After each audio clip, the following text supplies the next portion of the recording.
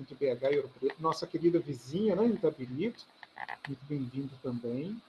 Estou em Ouro Preto, estou em João Molevade, mas morei e vivo, vamos dizer assim, em Ouro Preto Mariana há 8 anos, então já posso falar um pouquinho também com esse sentido, né, com esse pertencimento. Eu vou deixar as pessoas, então, se apresentando e a gente vai começando a nossa conversa. A intenção, pessoal, não é ficar palestrando, né? A minha intenção não é essa.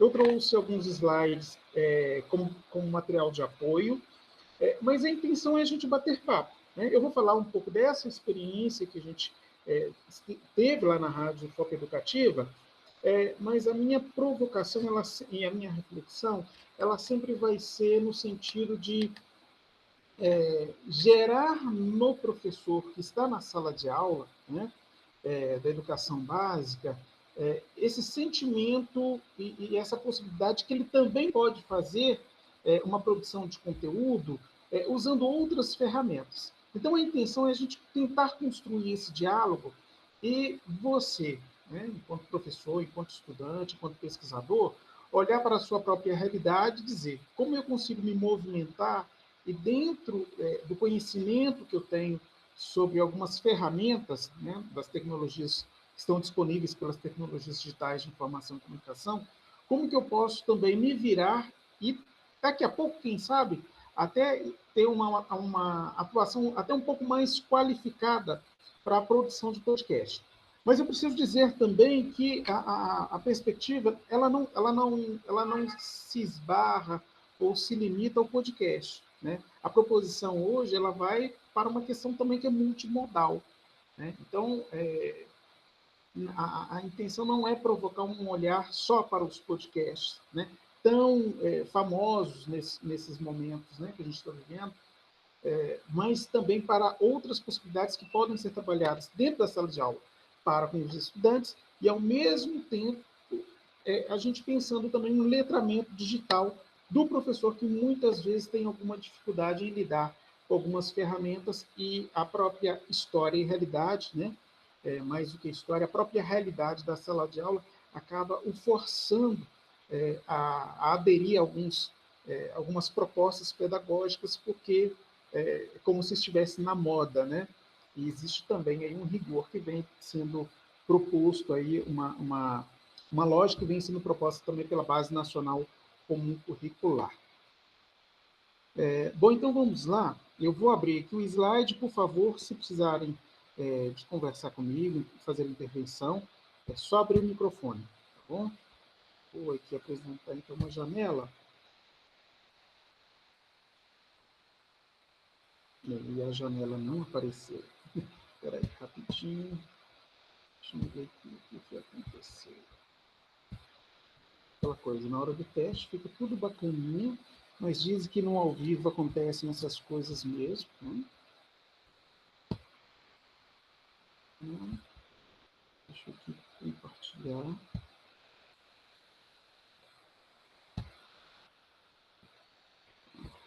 Pronto. Acho que vai chegar já já para vocês. Está aí a caminho.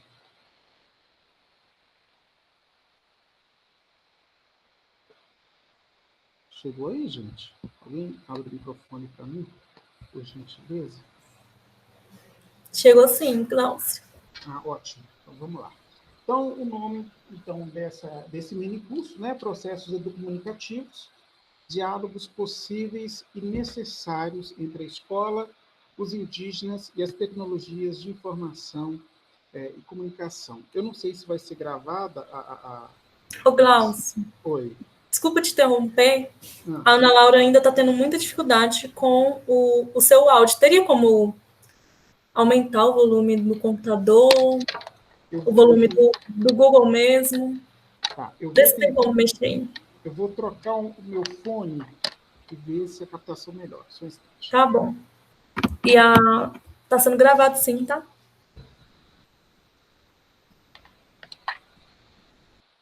O mais adequado era a gente ter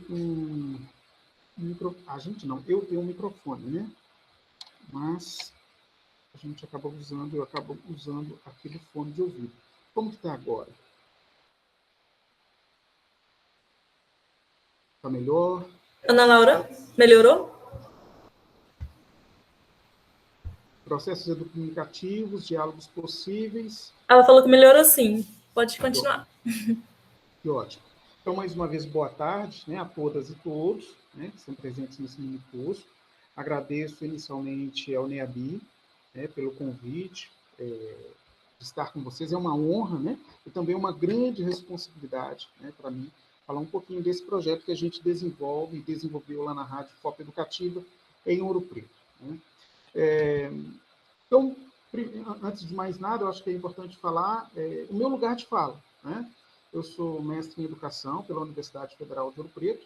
Atualmente, respondo pelo setor de jornalismo da Rádio FOP Educativa. São duas emissoras, uma em Ouro Preto, outra em Mariana. Trabalho, além assim, das linhas de frente, né? Além de produzir conteúdo educativo, né, jornalismo, trabalho também com formação de estudantes do curso de jornalismo, mas de outras áreas também da universidade que procuram a emissora para fazer estágio, para fazer ou para desenvolver alguma atividade relacionada à comunicação midiática. Né? O nosso projeto Culturas Indígenas do Brasil, né, e é dele que eu vou falar, né, é um projeto que ele nasceu em 2018, dentro da Rádio UFOP, mas não só lá. Né?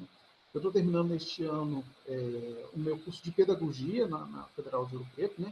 Sou jornalista por formação também, desde 2005, e há 8 anos trabalho dentro do setor de comunicação da UFOP. Né? Atualmente sou funcionário da Associação Roquete Pinto, do Rio de Janeiro, que trabalha com comunicação educativa. Então, meu lugar de fala ele passa por aí, né? Esse lugar do pedagogo que está fora do espaço formal, né? E passa aí, também por esse comunicólogo que produz um conteúdo diferenciado para o rádio, mas não só para o rádio, para a internet também. Né? Como que nasce, então, essa proposição do projeto Culturas Indígenas do Brasil? Antes de falar da equipe, eu vou falar sobre isso. Né? Dentro do curso de pedagogia, lá pelo ano de 2016, 2017, na verdade, a professora Helena Azevedo Paulo de Almeida, que é uma doutoranda do curso de História da UFOP, né, ela ministrava uma disciplina para a gente sobre História, e a proposta dela foi fazer uma abordagem voltada para as questões indígenas. Né? Gerou um estranhamento para mim, né, particularmente, gerou um estranhamento exatamente por ser uma questão que não faz parte, na minha leitura, naquele momento, não fazia parte do meu cotidiano. Né? Por que falar de indígenas se a gente não tem indígenas em Ouro Preto, Mariana, Itabirito, Acaiaca, Diogo de Vasconcelos, né, que está ali a região da Superintendência Regional de Ensino, né? Em João Molevade, a gente não ouve falar sobre indígenas. Né? Por que eu teria, então, uma disciplina com esse recorte? E foi uma disciplina muito interessante, porque à medida que ela foi trazendo informações, conhecimento a partir da historiografia, o meu lado comunicólogo e também pedagogo já em processo de formação, começou a lhe ficar inquieto. Falei, isso pode ser um programa de rádio. Naquela época eu só pensava isso, em 2017. Isso pode ser um programa de rádio, isso pode ser um programa de rádio. E fico pensando que muitas vezes o professor que está na sala de aula, por exemplo, às vezes ele tem alguns insights também. Né? Isso pode virar um projeto, eu posso criar uma feira com essa proposta, eu posso fazer algo diferente com isso. E às vezes faltam mecanismos, né? Faltam mãos para viabilizar essas propostas. E aí, claro, uma das discussões ela perpassava pela Lei 11.645 de 2008, né, que trata aí da história e cultura afro-brasileira e indígena. Quando a gente começa a fazer essa discussão em sala de aula, então, eu começo a perceber, e aí começo a olhar assim para o lado, né, já era uma inquietação, né, de não ver os indígenas. E aí eu começo a olhar para dentro da própria universidade, né, sabia da existência do NEABI, mas num primeiro momento, até a minha leitura era uma leitura que as discussões estavam muito mais focadas nas questões afro, né? E aí eu fiquei incomodado com essa questão. Onde estão esses indígenas, né? Eles não apareciam, eu não conseguia percebê-los no trânsito, né, da universidade, né, dentro do campus de Ouro Preto, dentro do campus de Mariana. João Levade, embora eu seja daqui, um campus que eu não frequento, né, já que eu estava morando em Ouro Preto, Mariana. E aí tem aquela questão de a gente sempre pensar o indígena também com o cocá, né? A representação que já vem lá da escola também, da educação básica, enquanto adulto, de enxergar o indígena simplesmente como um cocá, né? O indígena ele só existe quando ele tiver com cocá, né? Quando ele tiver com algum adereço. Mas, de fato, isso gerou uma grande inquietação, né? E aí, isso me trouxe uma reflexão, uma lembrança, vamos dizer assim, não que estivesse apagado, mas isso me levou para dentro do mestrado, né, da minha dissertação de mestrado, que eu concluí em 2014, que era uma formação, eu acompanhei, né, através de pesquisa participante, observação participante, eu acompanhei durante um ano um curso de formação para professores de ensino religioso, na cidade de Mariana e Ouro Preto, né? Esse curso ele era ofertado dentro da Arquidiocese de Mariana, por uma coordenadora de catequese da Arquidiocese de Mariana, que também era pedagoga, né? Era um curso voltado, então, para professores da Superintendência Regional de Ensino de Ouro Preto, Mariana, né? Então, estavam lá, poderiam estar, né? Não estavam, mas poderiam estar representados lá, professores da escola pública e privada de Ouro Preto, Mariana, Caiaca, Diogo de Vasconcelos e Itabirito. São as 5 cidades. E aí, uma das coisas que me chamou a atenção, e aí, claro, na hora da análise de dados, que me chamou muito a atenção é que quando eles foram falar sobre os indígenas, e eu não vou nem levantar aqui a questão de um curso de formação de professores da escola pública, ser realizado dentro da Igreja Católica, né? O que me chamou a atenção é que, ao tratar dos indígenas, primeiro eles tratam de uma forma superficial e fantasiosa, né? Como indígena com um cocá, a partir de um desenho. E aí a grande questão, que, como a gente diria, né, no popular, que é o pulo do gato, o fato de eles trazerem um exemplo da Malásia para falar de indígenas, né? Enquanto o Brasil, né, com toda a sua pluralidade e diversidade, né, nós temos aí diversas influências dos indígenas, né, em diversos aspectos, mas que estão aí presentes, são quase 1 milhão, né, de pessoas, segundo o IBGE, censo, acho que é o censo 2010, se não me engano. Não vou arriscar não, porque eu vou errar, mas não lembro qual o último censo, né? Então, isso me incomodou muito. E aí foi um processo, então, de começar a olhar para a comunicação midiática com esse olhar inquietante, né? Primeiro, olhar, a primeira questão que eu tive que fazer é o dever de casa, olhar para dentro da própria emissora, né, de rádio, a qual eu pertenço, 20 anos de história, mas que não tinha uma discussão, uma abordagem sobre indígenas. Nós tínhamos lá um programa do NEABI, inclusive, que tratava das questões afro, das questões indígenas também, mas não tinha, eu sentia a falta daquela força, daquela presença dos indígenas. Então, começo a ficar inquieto com isso, e começo a olhar, então, para essa possibilidade de construir alguma coisa, né?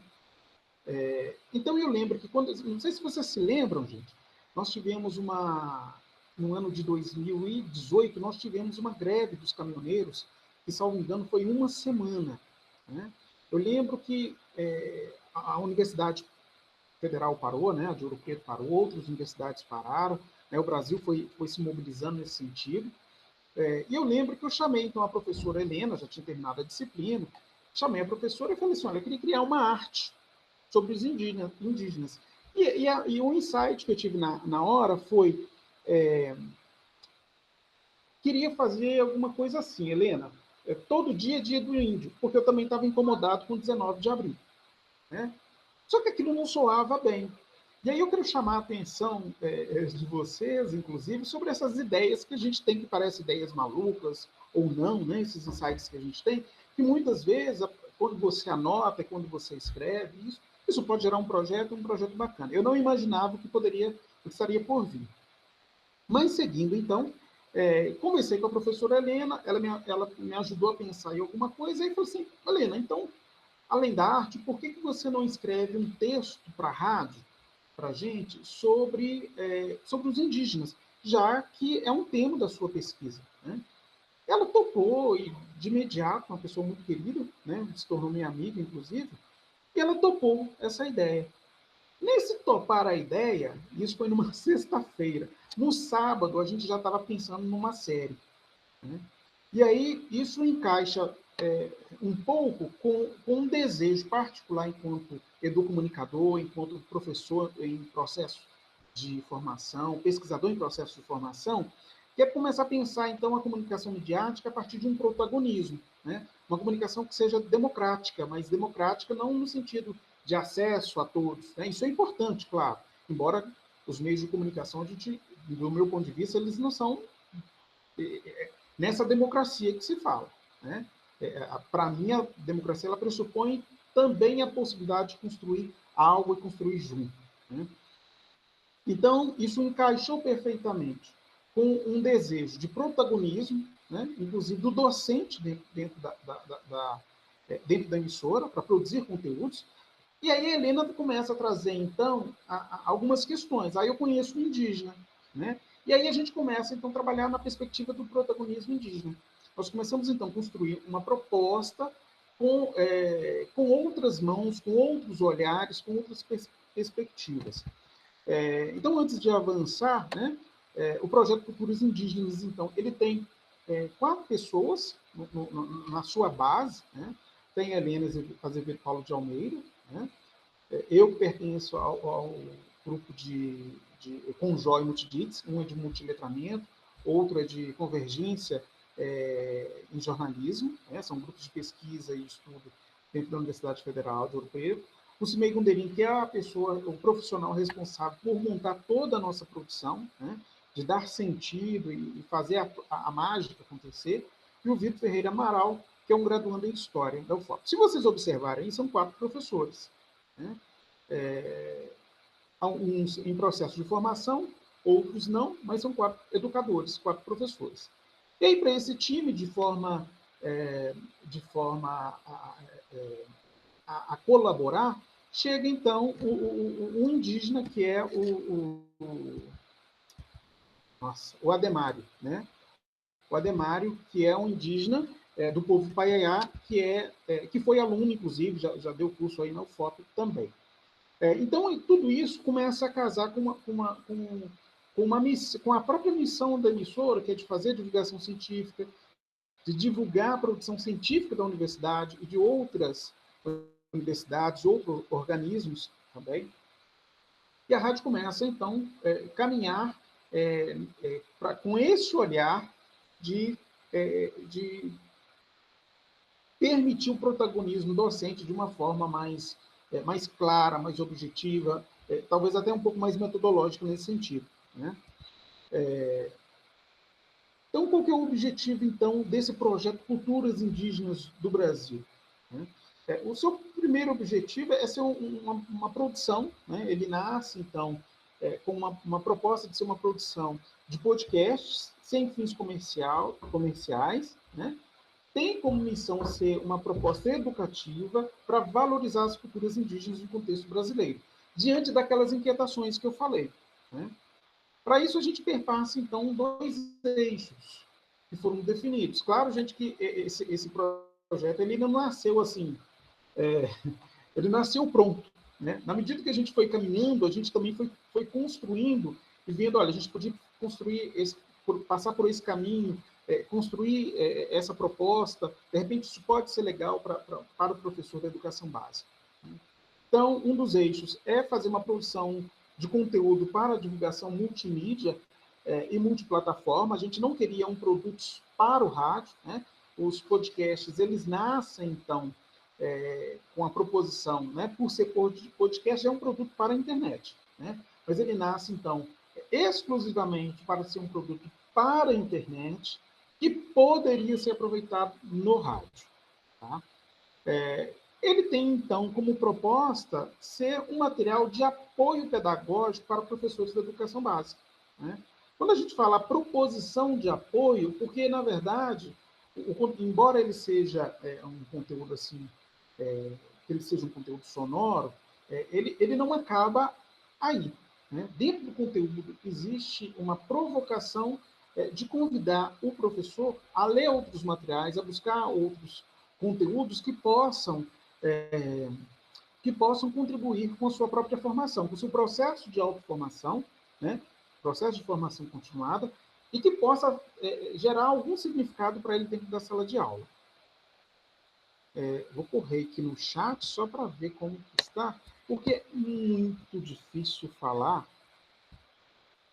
É muito difícil falar sozinho assim, está todo mundo ouvindo, alguém com alguma questão, está tudo tranquilo. Glaucio, a Letícia está perguntando se será disponibilizado o material por e-mail. E a Nelma Barbosa, ela queria entender se há algum sentido especial para a palavra, segundo a cosmovisão indígena. Uhum. Ok. Em relação ao material a ser disponibilizado,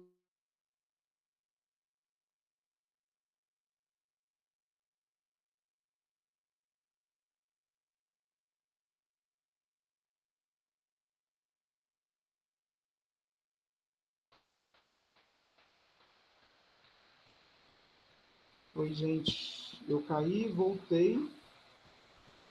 Travou. Bom. Eu caí e voltei.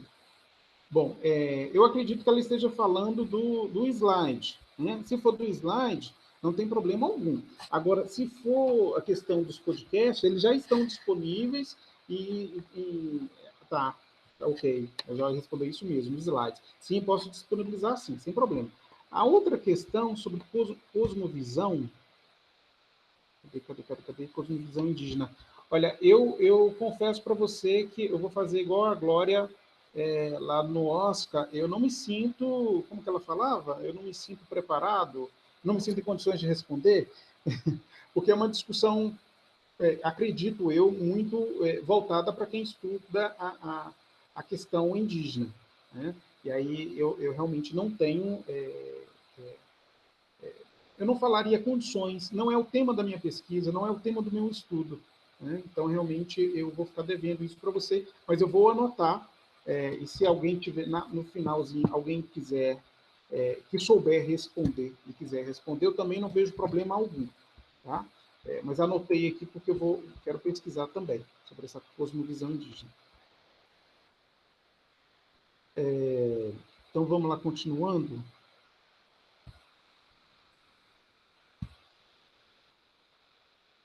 Ok. Tá, a gente já falou sobre isso, né?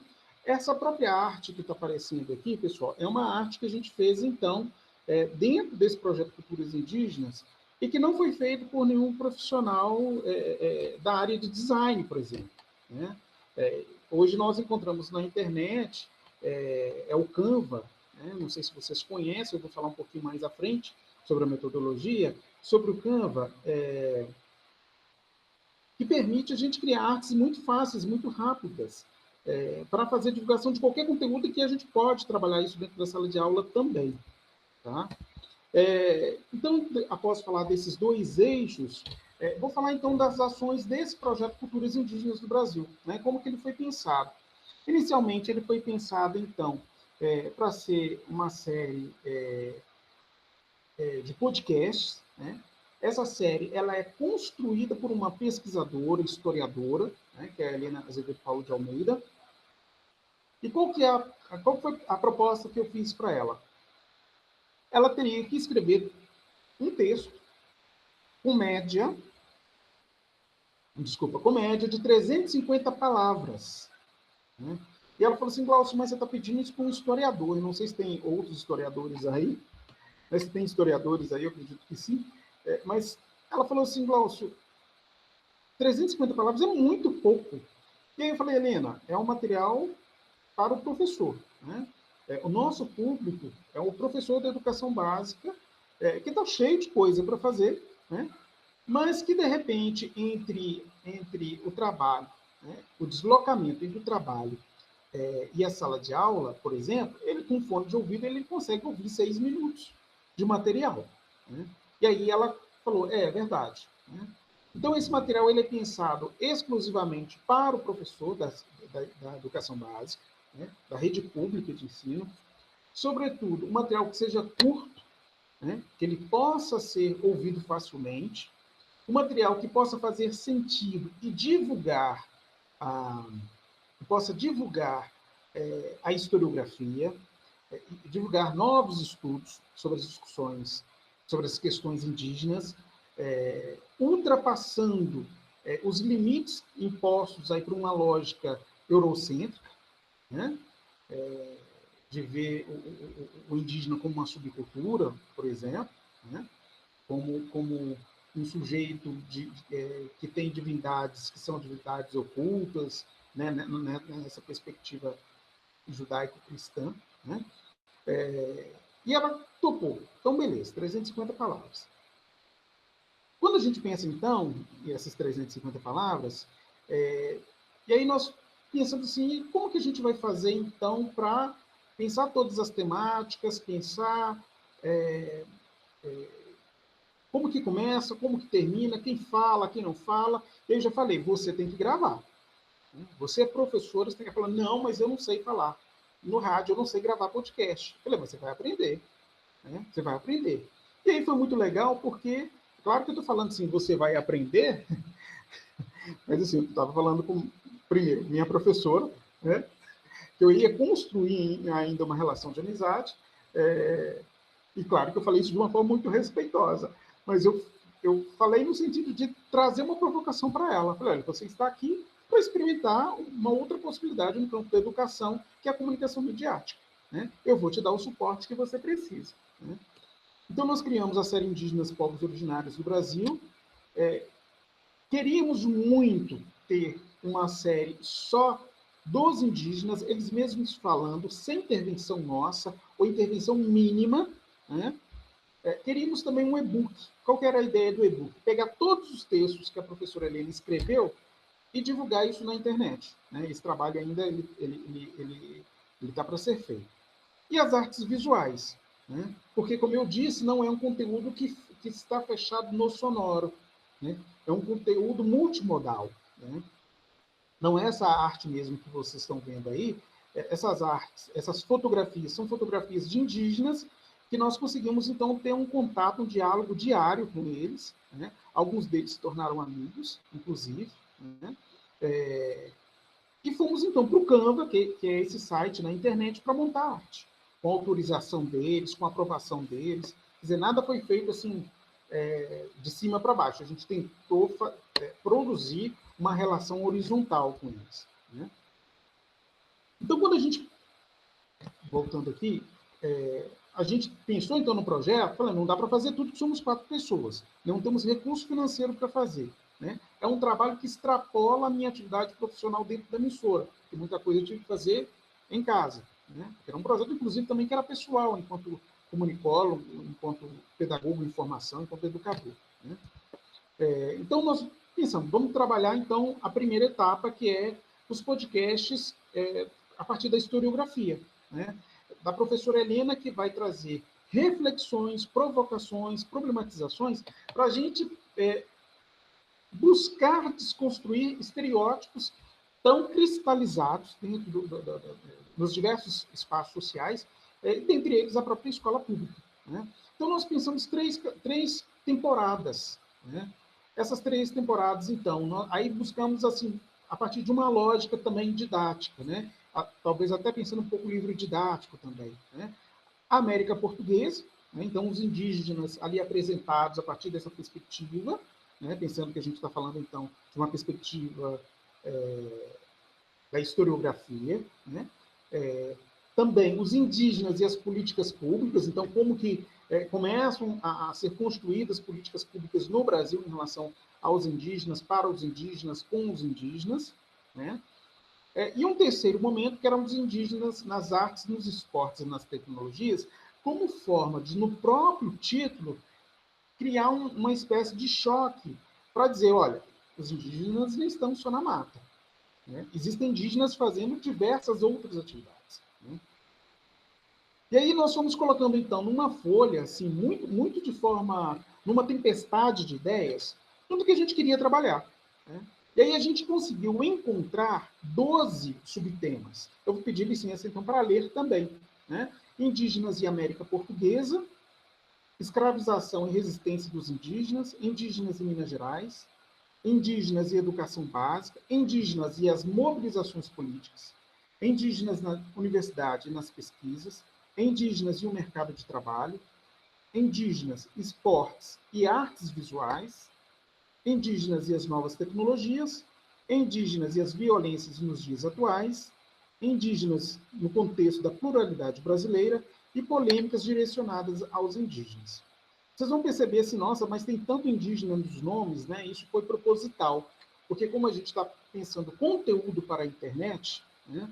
Não só para lá na plataforma de podcast, para ficar lá no site, né, da rádio, mas a gente pensou também que a pessoa, na hora que escrevesse, por exemplo, Indígenas e América Portuguesa, o nome desse podcast, possivelmente, ele poderia aparecer nessas buscas. Quem tiver QR Code aí, o leitor de QR Code, pode fazer essa leitura aí nessa bolota, né? Nesse círculo que está aí na tela direita, e você vai cair diretamente lá no site, onde estão os episódios da primeira e segunda temporada, que já estão disponibilizados. Então, gente, nós pensamos essa série, né? Indígenas Povos Originários do Brasil. Essa série pertence a um projeto maior chamado Culturas Indígenas do Brasil, né? Dentro dessa série, então, nós temos 3 temporadas, que são 3 categorias, né? Todo mundo que assiste Netflix hoje, ou a Amazon, né, que é a Prime Video, sabe que os filmes têm temporadas, né? Então, tem lá a primeira temporada com tantos episódios, sai a segunda, sai a terceira e por aí vai. Então, nós tentamos pensar essa mesma lógica. Dentro das 3 temporadas, nós tivemos 12 temas. E aí, dentro desses temas, perpassaram 52 episódios, né? Nós gravamos 52 episódios, que dá mais de 3 horas de produção. Todo esse material que foi criado é um material, então é importante dizer, que é um material construído e constituído a partir da historiografia, a partir de pesquisa, né? A professora Helena, além de ser uma historiadora, ela é uma pesquisadora também, né? Então, ao construir esse material, nós pensamos, além do rádio, a gente pode, então, disponibilizar esse conteúdo para que o professor possa folhear, né?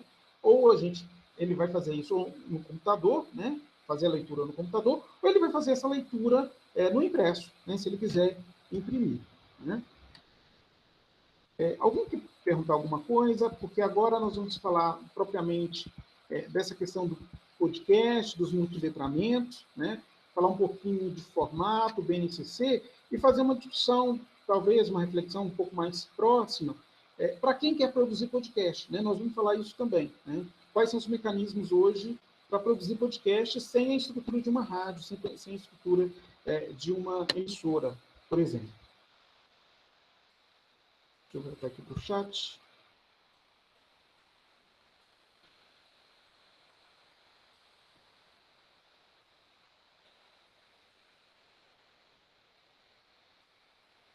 O link, você quer o link? Eu vou passar logo no final, Letícia, o link do... Acredito que você esteja perguntando para mim, o link dos podcasts, né? Olhando aqui rapidinho, nosso público que aumentou, muito obrigado pela presença, né, de todo mundo que está aqui. Boa tarde a todos e todas. Sejam bem-vindos. Bom, então nós vamos falar então do podcast em si, né? O que é podcast? Assim, numa leitura mais livre, eu poderia dizer para você que podcast é uma produção sonora que é feita para a internet, para o público da internet. É uma produção que não tem a intenção de ter o público ali com ele. Né? Você vai ouvir na hora que você quiser. Né? Não é igual o rádio, né? Que inclusive tem um público extremamente volátil. Né? O que isso quer dizer? Né? Não sei se vocês têm costume de ouvir rádio hoje ainda, muitas pessoas ainda têm, no interior isso é bastante do cotidiano, né?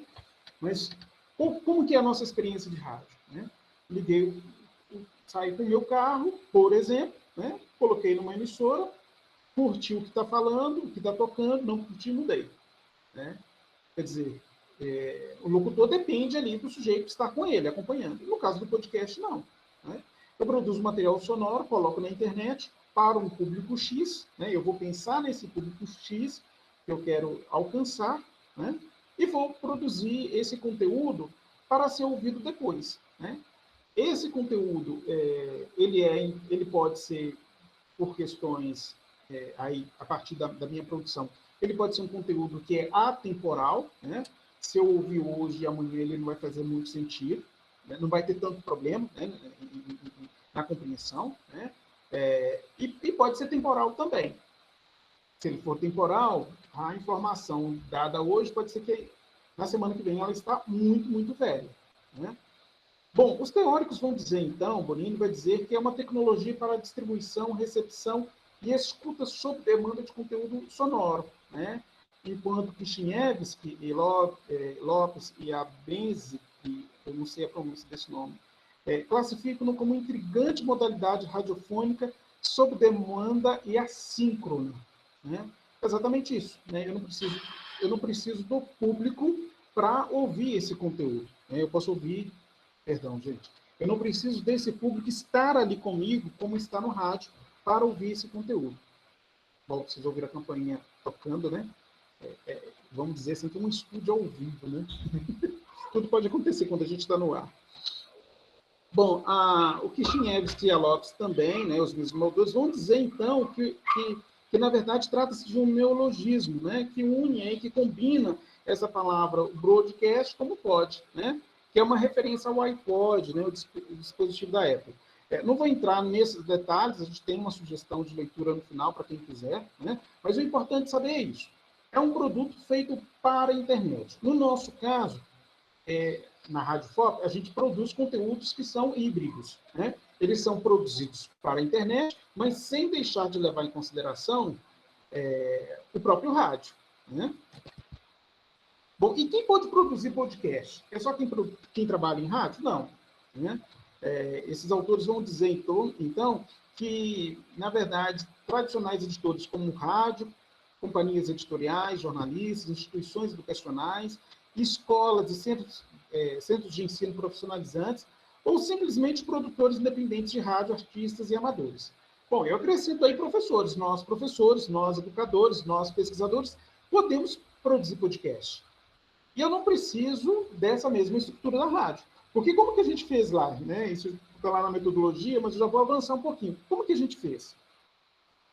A professora, eu pensava junto com a equipe, mas eu tomei isso como dianteira, né, como uma responsabilidade, de pensar as três grandes áreas, as três categorias, né, as três temporadas, depois pensar os 12 subtemas e pensar junto com eles também todos os 52 podcasts.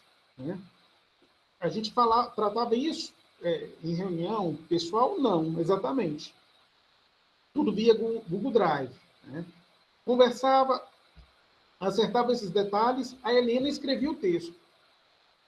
Só que aí tem a grande questão, a Helena construiu o texto, a professora Helena construiu o texto, mas ela construiu o texto, claro, se esforçando para fazer um texto cada vez ali numa linguagem mais radiofônica, porque essa já era a orientação que ela recebia, mas ela acabava trazendo também algumas como que eu posso dizer, um peso um pouco da escrita acadêmica, né? Um pouco dessa escrita científica. Então, como que a gente foi fazendo? Ela foi escrevendo, eu fui lendo e o Vitor foi lendo, que é o estudante também. Então, a gente funcionou como uma equipe que todo mundo tinha suas tarefas muito bem definidas, mas, ao mesmo tempo, todo mundo contribuía com as atividades de todo mundo, porque a gente era um olhar crítico um para o outro, né? É possível fazer isso dentro da escola pública, por exemplo? É possível, né? Seja tema, né, que a gente quiser tratar. Nós fizemos uma experiência agora com um programa na rádio, aí isso para dizer para vocês que é possível, né? Vou sair um pouquinho para dizer que é possível. A partir dessa experiência com indígenas, a gente fez uma proposta nesse ano, num produto que a gente criou chamado Fala Professor. Qual que foi a ideia desse Fala Professor? A gente convidou professores da rede pública de Mariana e de outras cidades, mas quem aderiu foi basicamente a Secretaria de Educação de Mariana, para que os professores fizessem aquilo que a professora Helena estava fazendo. Eles iriam criar seus textos, a gente deu uma formação muito rápida, né? Deixei um bolsista, um estagiário para fazer a leitura dos seus textos, né? Os professores escreviam os textos, então a gente pensava com eles assim, olha, eu quero, questão prática para a gente aqui hoje, quero criar um podcast, tá? Esse podcast vai ser sobre o quê? A primeira pergunta que eu faço, né? Ele vai falar sobre a história das ruas da minha cidade. Aí eu vou pegar por exemplo, aqui João Molevade, né? Então, nós temos aqui, eu vou pegar 2 avenidas que nós temos aqui. Então, o tema central é isso, a história das ruas de João Molevade. Ok. Bom, e a gente vai tratar de todas as ruas da cidade que tem 75 mil habitantes? Não. A gente vai escolher, então, 2 avenidas. Quais são essas avenidas? Vamos escolher a Wilson Varenga e a Getúlio Vargas. Beleza. Bom, então nós vamos falar das ruas de João Molevade, vamos fazer um enquadramento, um recorte aí para as 2 principais avenidas, né? Uma informação que eu não trouxe, são as avenidas do centro comercial, e aí vou criar 10 podcasts sobre essas avenidas. Eu posso criar 10 podcasts sobre uma delas, e depois mais 10 sobre a outra, ou sobre as 2, né? Considerando que elas estão no centro comercial. Tá, e como que vai ser isso? Aí eu pergunto para o professor, que tipo de situação você acha importante, a partir da sua disciplina, abordar? Vai ser numa perspectiva da literatura? Vai ser numa perspectiva da língua portuguesa? Como que você vai desenvolver esse trabalho? Vai ser de uma forma individual? Vai ser com outro docente, envolvendo uma outra disciplina? E aí ele vai me dar uma resposta X, né? Então eu falo assim para ele, bom, vamos fazer então sobre a Getúlio Vargas, né? Primeiro, quem foi Getúlio Vargas, né? Depois, aí eu já estou pensando no segundo episódio, né? Quem foi Getúlio Vargas? Depois, quando que essa rua quando que essa avenida ganhou esse título, né? E o que exatamente estava acontecendo no Brasil no momento que decidiram dar esse título, né? Outras questões que a gente poderia pensar, né? Como que é essa avenida hoje? Né? Ela é marcada por quais questões, de que forma que esse espaço social é ocupado? E aí a gente vai pensando uma série de coisas. Então, voltando lá para o Fala Professor, foi esse exercício que a gente fez, né? As professoras então propuseram que a gente trabalhasse como que a pandemia estava impactando a vida da comunidade escolar. Então, o tema central seria esse. Foi uma proposta arrojada, porque aí era para a gente trabalhar a educação básica como um todo, né? A secretaria ficou, então, de definir exatamente anos iniciais, finais, EJA entraria, quando entraria, o ensino médio está dentro, não está dentro, como que fica isso, né? Então, a gente foi dando um suporte, uma consultoria nesse sentido, para eles escreverem, para produzir esse podcast. Nós conseguimos produzir 10 episódios, parece pouco, mas não é, né? Por que não é? Porque, na verdade, existia um esforço ali de um professor que para escrever um texto. Esse texto ele tem que ser adequado para a linguagem radiofônica, porque ele entregue para a rádio lê, corrige e devolve para ele. Aí a rádio fala assim, olha, dentro dessas deixas que você foi trazendo, o que eu estou chamando de deixa? Você está falando aqui, por exemplo, que a escola impactou a vida do estudante no termo de alimentação. Né? É uma situação que não é particular, né? Vamos dizer assim, no Brasil, que não é uma situação isolada, quando as crianças vão para a escola para se alimentar. Né? E aí a gente falava assim, por que você não traz alguém da estrutura da Secretaria de Educação para gravar um áudio falando sobre isso? E aí a gente instruía como gravar, né? Podia gravar pelo celular, como que isso passava pelo WhatsApp, quais cuidados tinha que ter, né? Tinha que pedir autorização, porque isso ia para a mídia. Então, tudo isso a gente foi dando esse suporte. No início, parece uma coisa assim, impossível de fazer, né? Porque é desconhecido. Mas, quando se tem algum tipo de estrutura, algum tipo de suporte, algum tipo de conhecimento, não é tão difícil. Claro, inicialmente a gente pode produzir, vocês podem produzir, por exemplo, uma experiência mais do monólogo, né? Que é exatamente você escrever um texto X e você gravar esse texto, né? E, de repente, num segundo, um terceiro, um quarto, quinto momento, você vai trazer uma outra pessoa para conversar com você, né? Para mandar um áudio para você e depois você unir esses áudios e virar um podcast. Então, essa experiência a gente fez dentro da Secretaria de Educação, junto com a Secretaria de Educação de Mariana, e uma proposta que a gente teve êxito. Bom, seguindo um pouquinho, então, gênero e formato. Tem um dossiê que saiu esse ano, no primeiro semestre da revista Radiofonias. Ele fala sobre podcast, assim como um todo. É muito interessante para quem quer estudar e compreender essa comunicação midiática, né? Essa possibilidade, essa proposta de comunicação midiática. Mas aí a gente pode pensar assim, gênero e formato, que é exatamente o que esses autores trazem, sobre que tipo de conteúdo eu posso produzir e de que forma eu posso construir o meu podcast, né? Ele pode ser um conteúdo jornalístico, né? A gente tem feito muito isso lá na Rádio Foto, né? De fazer uma reportagem especial, por exemplo, mas que ela é voltada, ela é para a internet, né? Uma reportagem de 10 minutos, por exemplo, que ela é focada para o público da internet. É uma reportagem, por exemplo, que faz sentido, muito mais sentido para quem quer parar para ouvir, né? Que é a ideia do podcast, né? No rádio, 10 minutos de programa, se eu não tiver alguns recursos na linguagem radiofônica, por exemplo, eu perco o ouvinte, né? Porque o ouvinte tem uma série de coisas para fazer, né? Então, assim, essa experiência que a gente está vivendo aqui, quem dedicou esse tempinho para estar aqui, investir esse tempo, né, para me ouvir, para estar com os pares aqui, está numa atenção focada para esse momento. E o podcast é exatamente isso. O rádio tem uma outra lógica, tem uma lógica comercial, tem a lógica da propaganda que entra de tempo em tempo. A rádio precisa faturar, porque ela precisa pagar suas contas também. Né? Não que quem produz podcast não precise, mas é uma outra lógica de produção. Né? Então, entre gênero e formato, nós vamos ter o jornalístico, entrevistas, debates, a divulgação científica, né? O monólogo, o diálogo, né? O conteúdo que é educativo, né? Ele pode ser todas essas coisas e ser educativo, inclusive, né? Tem um podcast de dicas, né? De comentários e outros. Então, existe uma gama de possibilidades, de propostas. Talvez um dos mais conhecidos, tem sido, eu sempre falo dele por causa do peso de divulgação que ele tem, que é o assunto da Renata Lopré, né? Que ela apresenta o Jornal da Globo, se não me engano, ela está no Jornal da Globo ainda. Ela apresenta o Jornal da Globo e sempre ela traz uma discussão muito aprofundada, né? Porque o podcast é isso, ele tem uma profundidade, ele se propõe trazer uma discussão mais aprofundada sobre um determinado tema, né?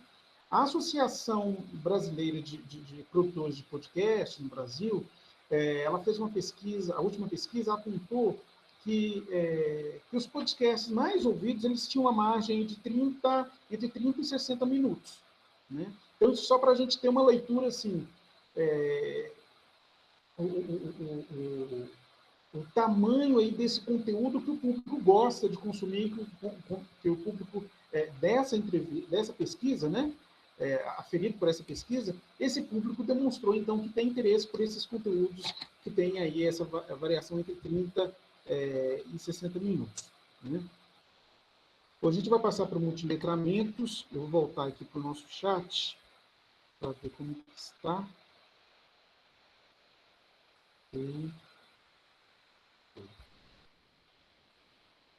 Toda vez que eu falar isso, alguém quiser abrir o microfone, fica muito à vontade. Eu falava para vocês no início que a ideia Primeiro, assim, a gente tinha multiplataforma e multimídia, mas o conceito de multiletramento ele só veio depois, tá?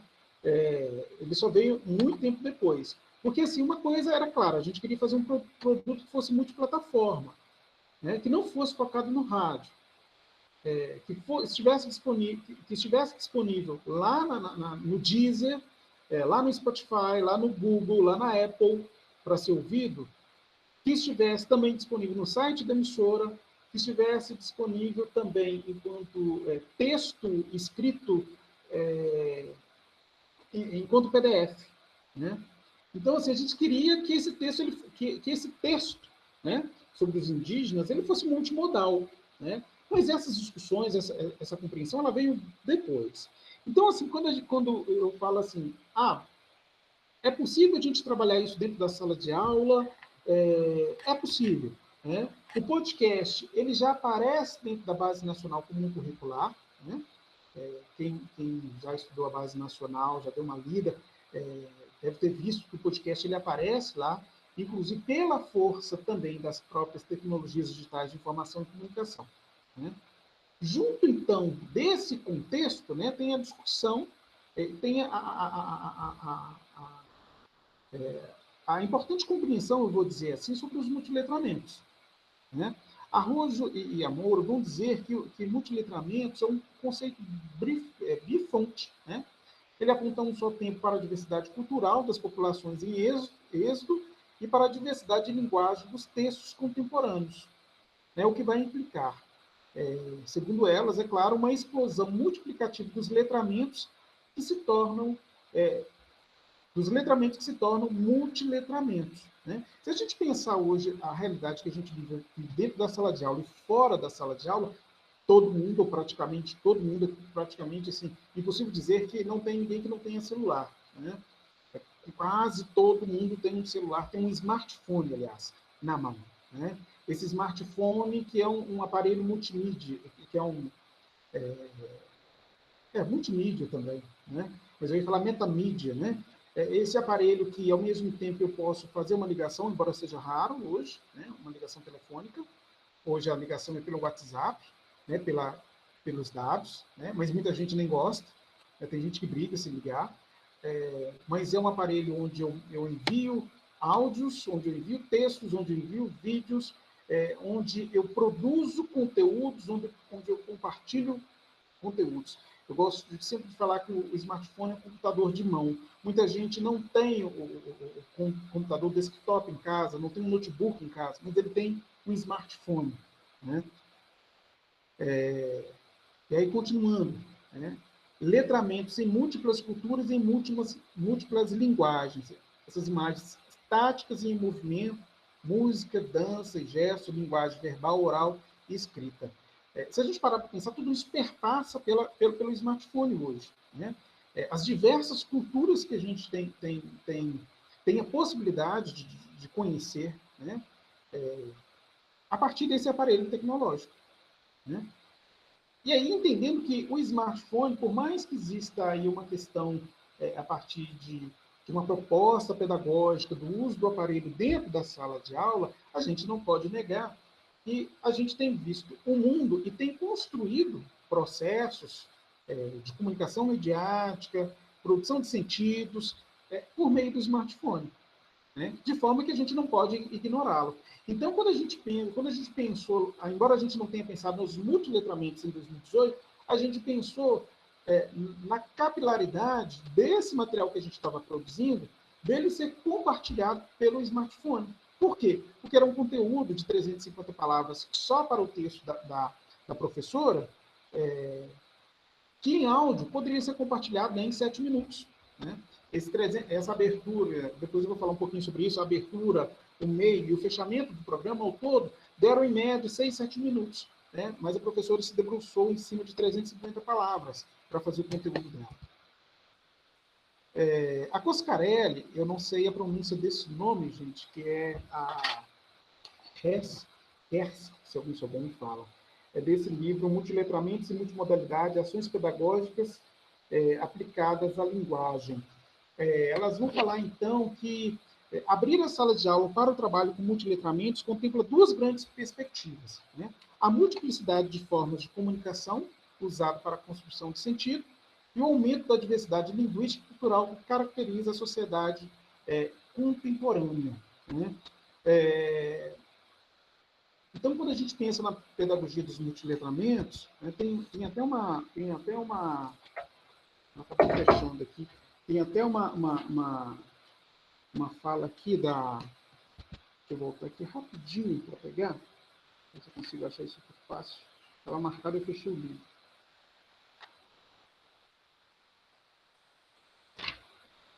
Depois eu acho. Acabei fechando o livro. Deixei aberto aqui para compartilhar com vocês.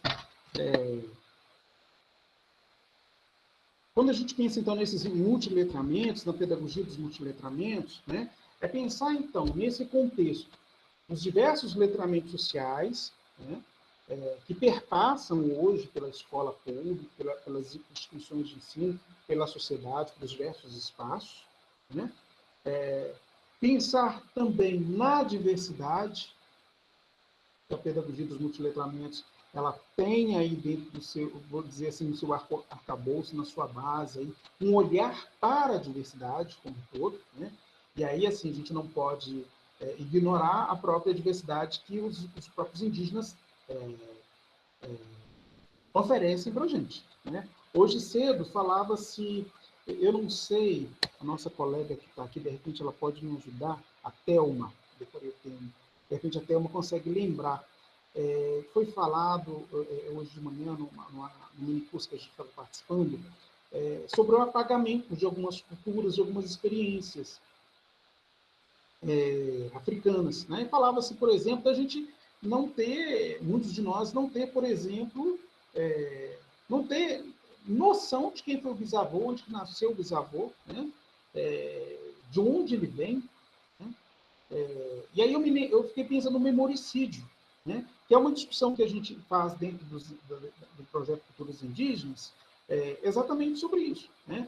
Como que as línguas, de forma estratégica, né? Ao longo do tempo, a partir de um processo de colonização, de violências e tudo mais, como nós não conseguimos acessar, e hoje nós temos algum grau de dificuldade, inclusive, de acessar essas experiências, essas possibilidades, né? E passar por processos de letramentos também, letramento social nesse sentido, de letramentos também, que possa contemplar esse outro, essa alteridade, né? Bom, seguindo, e aí eu vou direto para a Base Nacional Comum Curricular, em dois aspectos aí, né? Quando ela fala sobre textos multissemióticos e multimediáticos, né? Eu falava da pedagogia, eu falava da questão das tecnologias digitais de informação e comunicação, né? Do podcast, mais especificamente, que aparece na Base Nacional Comum Curricular. Né? Então, a base vai falar o seguinte, né, que as práticas de linguagem contemporâneas não só envolvem novos gêneros e textos cada vez mais multissemióticos, né? Nós temos aí imagens, ícones e desenhos, né? E multimediáticos, né? Que aí perpassam por diversas mídias, como também novas formas de produzir, de configurar, de disponibilizar, de replicar e de interagir. Só para a gente pensar, né, gente, antigamente, quando, por exemplo, na UFOP, ou seja, em qualquer outro espaço, a gente precisasse falar sobre um determinado tema, né, a gente precisava de uma estrutura X de comunicação midiática, de um conglomerado de comunicação. Hoje nós estamos aqui por meio,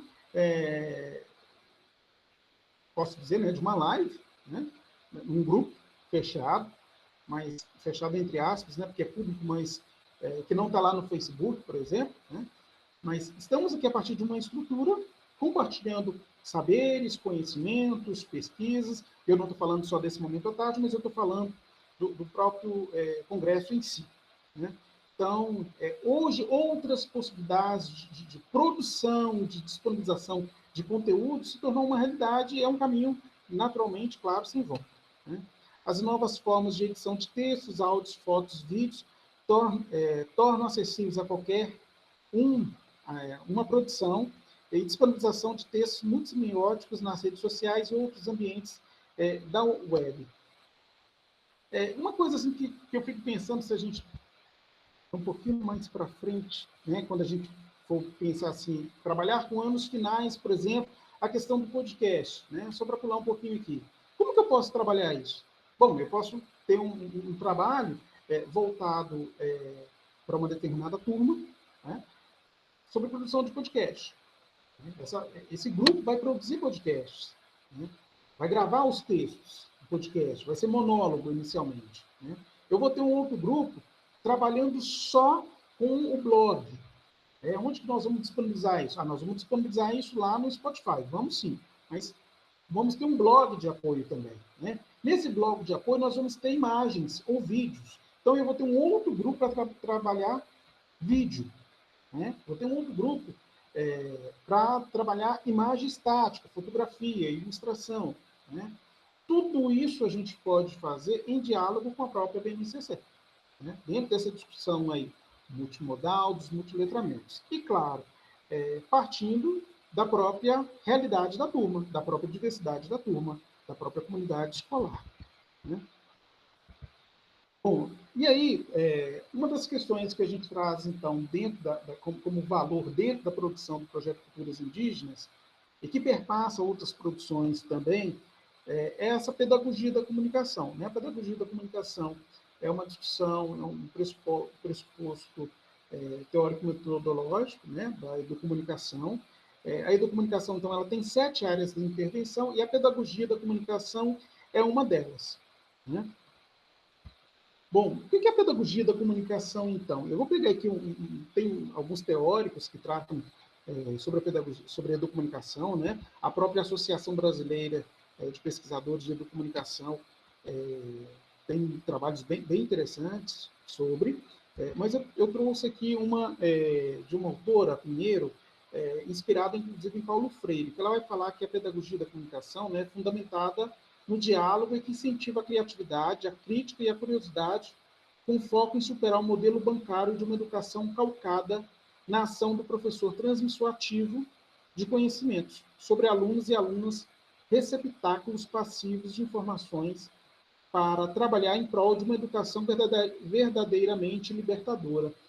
Por que eu gosto de pensar toda a produção e pensar também a atuação dentro da sala de aula, inclusive com esses professores que a gente trabalhou em Mariana agora, a partir da pedagogia da comunicação? Porque, na verdade, a gente tira essa centralidade da verticalização. Né? A gente coloca aí, a gente, claro, cada um ocupando o seu lugar, né? Enquanto discente, docente, né? E não estou falando para se eliminar responsabilidades, e tudo que o cargo, né, e que o lugar de cada um pressupõe, não estou falando disso, mas eu estou falando desse construir junto, dessa produção de sentido, né? Essa questão da gente poder trabalhar uma diversidade de uma turma, e às vezes nem na universidade isso acontece, né? Ou quase não acontece, né? São poucos professores que assumem uma perspectiva que não é vertical. Né? A gente construir junto uma proposta de produção de conteúdo. Né? A gente fez isso com a professora Helena, né? e ela foi muito aberta em construir todo o processo. E nunca esteve nesse lugar, eu sou a pesquisadora da área tal, da historiografia e tal, e assim, sabe? Não, né? Cada um no seu lugar, cada um contribuindo, todo mundo construindo isso de forma colaborativa. Claro, isso foi um trabalho né, mais profissional, dentro da emissora de rádio, mas na sala de aula isso também é possível. Né? Por que eu falo isso? Porque qual que é uma das dúvidas, ou algumas das dúvidas que o docente hoje tem da escola pública, né? Como lidar com essas tecnologias. Eu acabei de participar de um processo formativo com professores da educação física, que são professores de universidade, da educação básica, alguns de Belo Horizonte, de Ouro Preto, e me chamaram para a gente pensar, então, podcasts. Eles queriam produzir podcasts. E muitos deles falavam assim, eu só ouvi falar, eu não sei o que é. Eu não sei como produzir isso. Né? E a gente foi fazer todo esse trabalho remoto agora. Nós tivemos, acho que, 5, 6 encontros, foram mais de 40 horas de formação, de escuta, de mão na massa. Era mão na massa, não era falar, não, era mão na massa.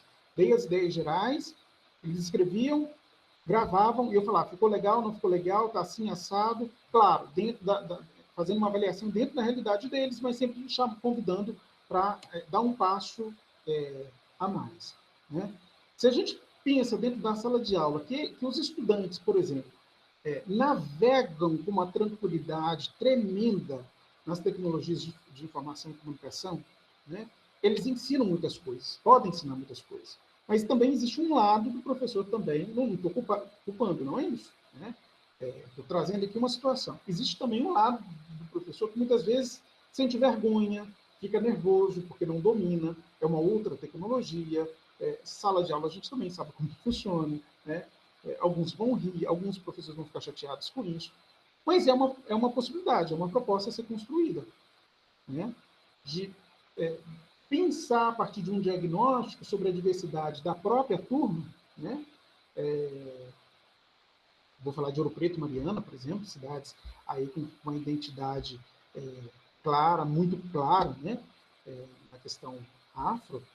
Se a gente trabalha isso como valor dentro da sala de aula e esses pertencimentos, ou não reconhecimentos identitários, por exemplo, né, são situações que a gente pode produzir, pensar podcasts, dentro de uma proposta multimodal, né, a partir de uma pedagogia da comunicação, né, para ter um olhar, inclusive, a partir da pedagogia da comunicação, um olhar crítico para a própria mídia, né?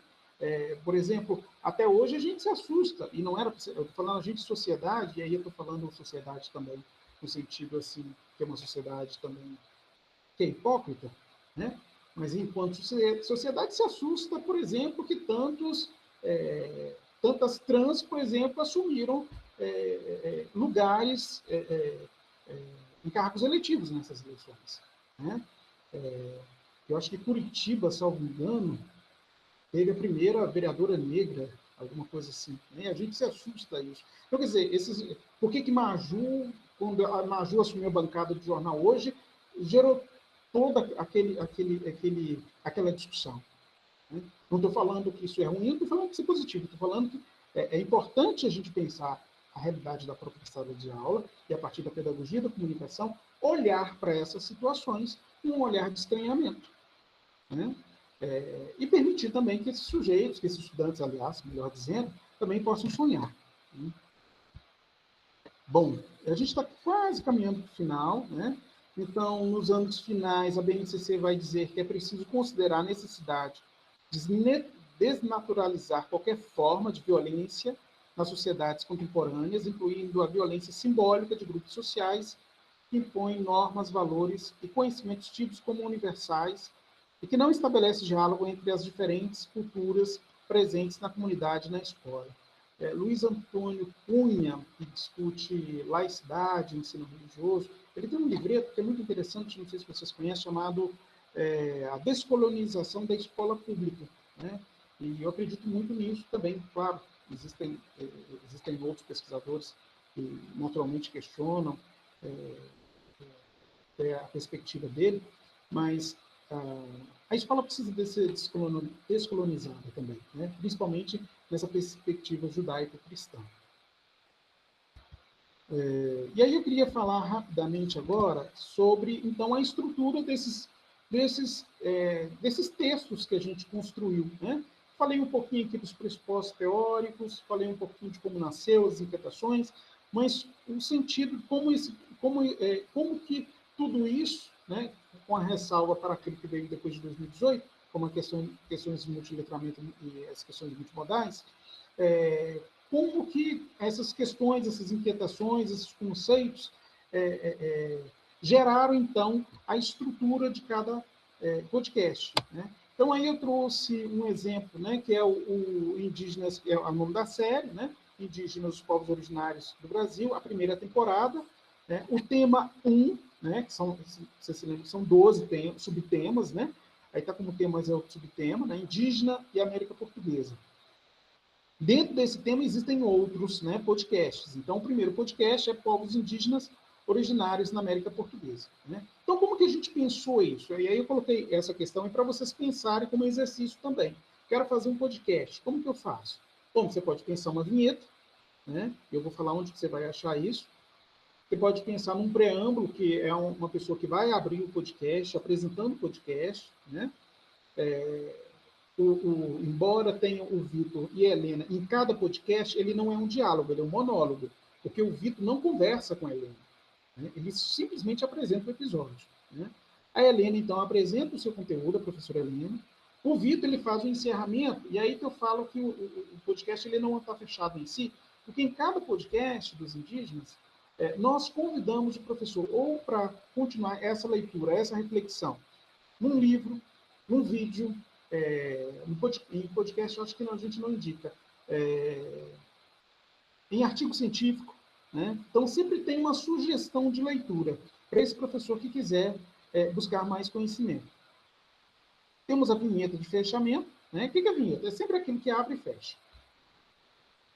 E aí tem o Cimei Gonderim, na verdade, ele não colocou voz na produção, mas ele é o cara da cirurgia plástica. Né? Ele que pegou a minha voz, junto com a voz do Vitor e da Helena, e foi emendando e colocando tudo, né? Encaixando tudo aí dentro desse processo, que gerou um produto midiático. Né? Bom, o nosso caminho metodológico, então, que nós construímos, né? Primeiro, a gente ofereceu uma oficina prática mesmo, dicas de locução e redação, tanto para o Vitor, tanto para a professora Helena. Né? O Vitor, na época, era estagiário, né, bolsista da Rádio Foco, então isso ajudou muito. Né? Então, ele já, como historiador em formação, ele estava ali pegando também o jeito da escrita radiofônica também. Né? Então, nós oferecemos essa oficina. Nós fizemos um diálogo, tivemos um diálogo, então, com Ademário Ribeiro, que é do Povo Paiaiá, um grande amigo, se tornou um grande amigo. Né? Ele, eu não vou dizer assim que ele acabou se tornando consultor, porque ele não leu os episódios todos. Né? Mas a gente tinha um constante contato com ele, conversa com ele, né? E a gente entende que isso nos ajudou a pensar muitas questões dentro da série. A gente teve um apoio muito legal, que foi o apoio do grupo, o Alê Funhô, um grupo indígena lá de Pernambuco, que além de fotos, né, para divulgação nas redes sociais, por exemplo, eles emprestaram para a gente, cederam para a gente a trilha sonora, sem custo nenhum, né, porque também a produção não foi financiada e nós não recebemos por isso. Né? Então, pensando a educação mesmo. E além da captação, né, de edição em sonoplastia, que foi feita dentro da rádio, da minha voz, da voz do Vitor e da voz da Helena. Além de tudo isso, nós usamos o WhatsApp, o Google Drive. Né? O WhatsApp nós usamos aí para contato com os indígenas, nós temos um grupo ainda com indígenas, que a gente conversa, que a gente troca informações. Né? Então, a gente constantemente estava compartilhando, e toda vez que a gente produzia alguma coisa, a gente compartilhava lá. Né? Mostrava para um ou para outro, porque também era uma forma da gente sentir também, porque assim, nós estamos falando da cultura do outro, nós estamos falando da identidade do outro, né? Quem somos nós, né, para tentarmos traduzir, colocar num recorte ali essa identidade, mas a gente entendia o nosso lugar também como provocador de reflexões diante dos estereótipos tão cristalizados sobre os indígenas. Né? O Google Drive a gente usou muito, porque os textos eram feitos de forma colaborativa, alguns dos textos, né? Do Vitor, sim, muito mais, a da Helena era mais na fase da revisão, né? A gente usou muito. E aí, gente, eu quero criar artes, é o Canva. Tá? Na sala de aula eu quero criar, não vou fazer podcast, mas eu quero criar artes para desenvolver qualquer atividade que está prevista na Base Nacional Comum Curricular. É o Canva. Né? É gratuito, tem o serviço Prime, que é o serviço pago, mas é o Canva. E tem o Anchor. Né? O que é o Anchor? O Anchor, na verdade, é uma plataforma na internet que, através do celular, você baixa o aplicativo aqui no celular. Deixa eu sair aqui da tela, que agora eu já vou conversar com vocês. Olhando para vocês, né? Conversar com vocês, eu estou conversando. Olhando para vocês. Aqui. Então, através do celular, eu baixo esse aplicativo e posso gravar diretamente aqui. Eu posso fazer um podcast. Né? Crio o meu texto, eu mesmo gravo, Na verdade, não vai ter aquela vinheta de abertura e a vinheta de fechamento, como a gente tem dentro lá da rádio, mas ele permite que eu coloque uma música de fundo, né, que a gente chama de BG, do background. Né? Então, ele me permite fazer isso. E aí, o que é mais legal? Ele é muito intuitivo, na verdade. Né? Então, eu crio um monólogo aqui sobre uma questão qualquer. Por exemplo, vou criar um texto hoje sobre a minha experiência no primeiro dia desse congresso do NEABI, por exemplo. Né? Vou fazer um texto aí de 350 palavras que vai me gerar aí em torno de 5 minutos. Né? Eu vou subir esse áudio e ele vai me oferecer algumas opções lá de música, de trilha sonora. E ele vai me sugerir publicar esse material. Vou ter que colocar uma imagem para ilustrar e tudo mais. Mas o que é mais legal de tudo isso? Ele mesmo vai distribuir o podcast para mim para todos os outros tocadores de podcast. Então, quais são os tocadores aí? Os principais. Né? Nós temos a Apple, nós temos o Spotify, o próprio Apple é um tocador, né? Nós temos o Google Podcast. Então, uma vez que eu faço através dele, ele distribui em diversos outros canais. E, além do mais, existe uma possibilidade, inclusive, de ser rentável. Né? Isso aí é uma outra discussão, e aí não vou entrar nisso agora, mas existe uma outra possibilidade também dele ser rentável. Né? Quem quer ganhar dinheiro fazendo podcast. Né? Então, essas são algumas reflexões, gente, que... voltar no slide 16. Tá, vou voltar. São algumas reflexões que a gente... que eu trouxe hoje no sentido de muito mais provocar reflexões, né? E despertar em vocês aí, de repente, algum interesse em produzir podcasts, do que simplesmente também falar da nossa produção. Né? Ela é importante, naturalmente, mas muito mais no sentido de fazer uma provocação aí, de ter também consultores de podcast. Pronto.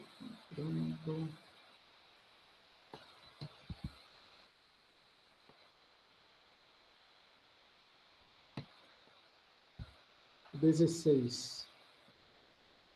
Quem pediu 16?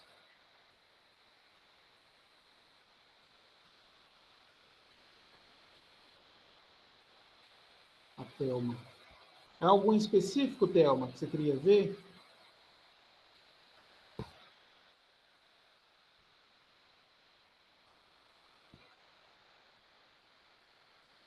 Foi. Não, esse mesmo, já está de boa. Obrigada. Por nada.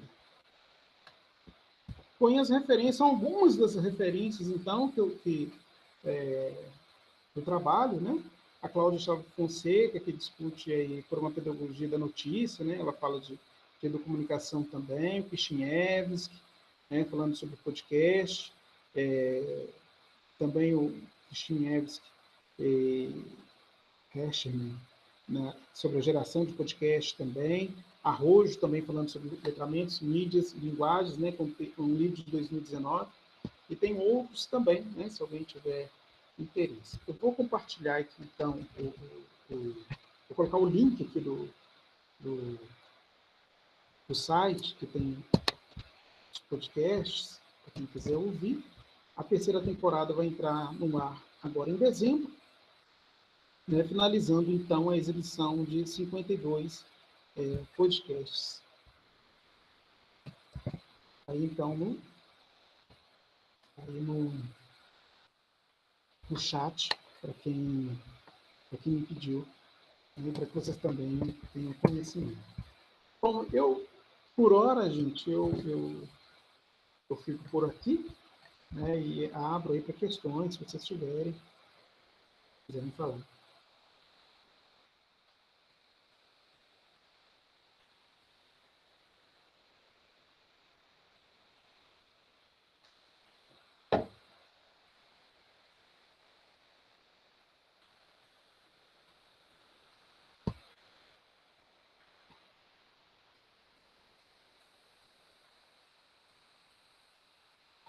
Pode falar, Gabriel. Aí, à medida que as pessoas forem se inscrevendo, se outras pessoas quiserem também, A gente vai abrir. Pode abrir o microfone se você quiser ou escrever.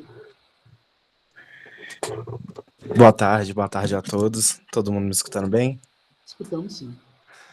Meu nome é Gabriel, sou estudante de serviço social no ICSA, aí em Mariana, na UFOP.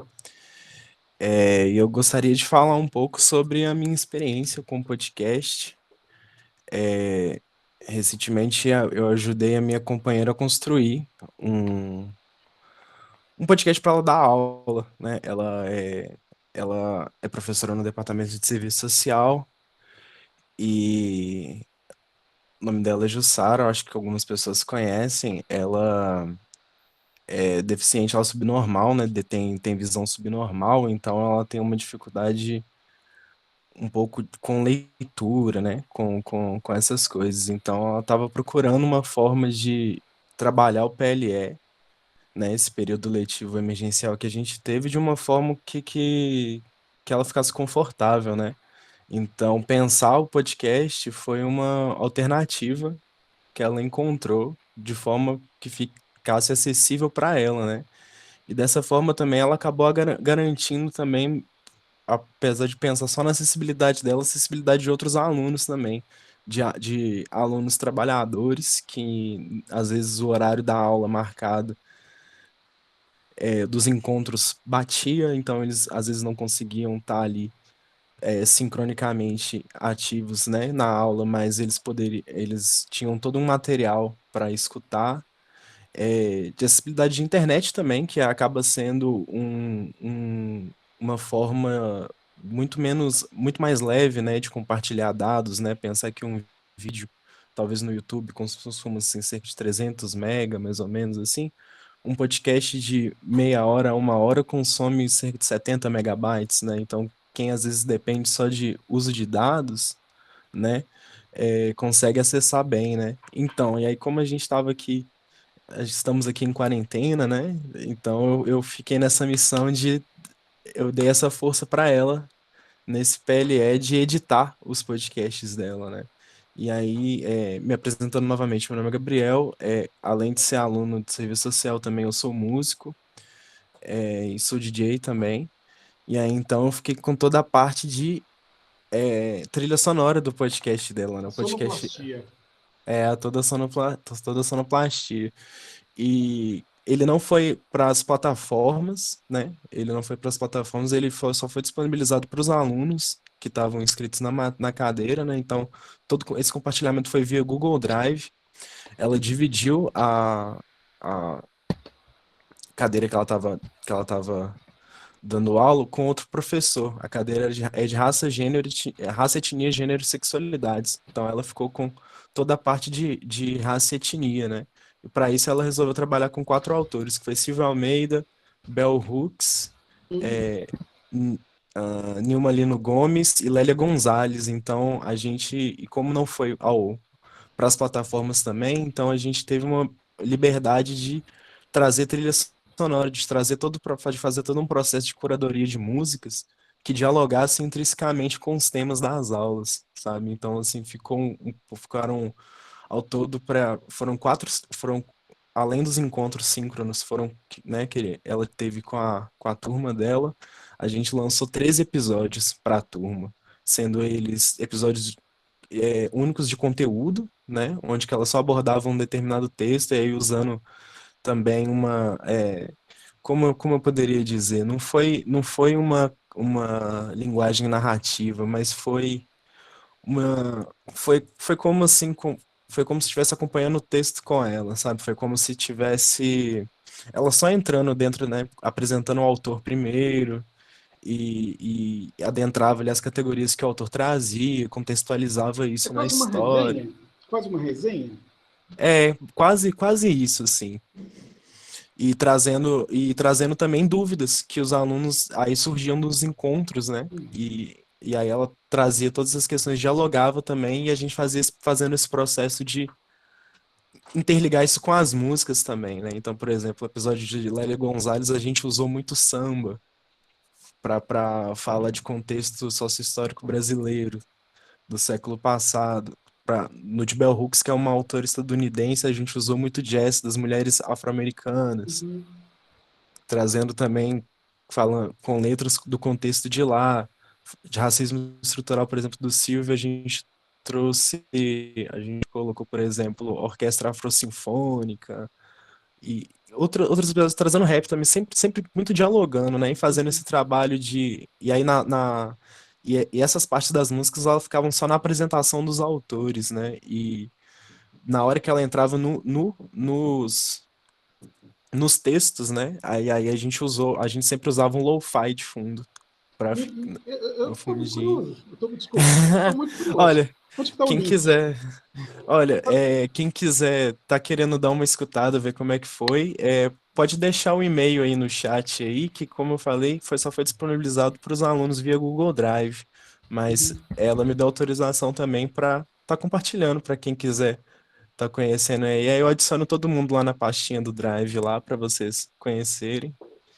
E aí foi assim, foram 3 episódios, foram 4 semanas, né, que ela teve, como ela dividiu o quadro, foram as semanas iniciais de produção, assim, e aí ela ficava por conta, né, do roteiro e de gravar, a gente gravou usando esse fone aqui que eu tô usando aqui na Sim. chamada, no celular, diretamente no celular, no gravador. E aí eu pegava o áudio e editava tudo no Audacity, Uhum. depois só exportava em MP3 e disponibilizava para o pessoal no Google Drive.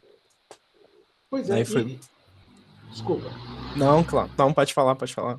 Não, o legal de tudo, Gabriel, porque assim, por uma questão de acessibilidade, né? Mas como você disse, não só acessibilidade, não só para ela, né? E realmente a gente precisa vencer essa barreira atitudinal e falar a gente e os demais, né? Que ainda enfrentam, que tem ainda uma leitura preconceituosa, mesmo que a gente não queira, mas isso está enraizado na gente, de pensar a acessibilidade só quando a gente vê a pessoa que usa cadeira de rodas, por exemplo, né? Ou que tem algum grau de locomoção, né?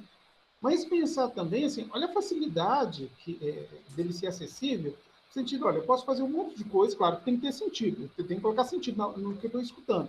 Mas eu posso colocar o fone de ouvido dentro do bolso e vou varrer uma casa, né? Estou falando eu, não estou falando mulher, estou falando eu. Vou varrer uma casa, né? Vou lavar um carro, vou fazer qualquer outra coisa, né? Tamanha é a facilidade e a importância que a produção sonora tem ganhado, inclusive, nesses tempos. Não é só por isso é a minha leitura, né?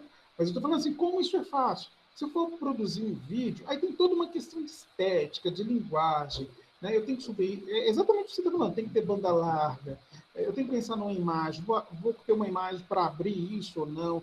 Claro, o podcast eu também preciso ter uma imagem de visualização, de ilustração. Mas, assim, em escala, é muito menor a produção, o trabalho que eu vou ter. Né? Eu estou sendo convidado agora pelo grupo de pesquisa do Multiletramento a atuar, a começar a produzir lives. Né? E aí, assim, vai me tirar da caixinha. Né? Eu trabalho ao lado da equipe de TV, da TV Foto, mas vai me tirar da caixinha. Inclusive porque, assim, é um negócio, rádio, né, a linguagem sonora, é um negócio, literalmente, um negócio que eu navego muito facilmente.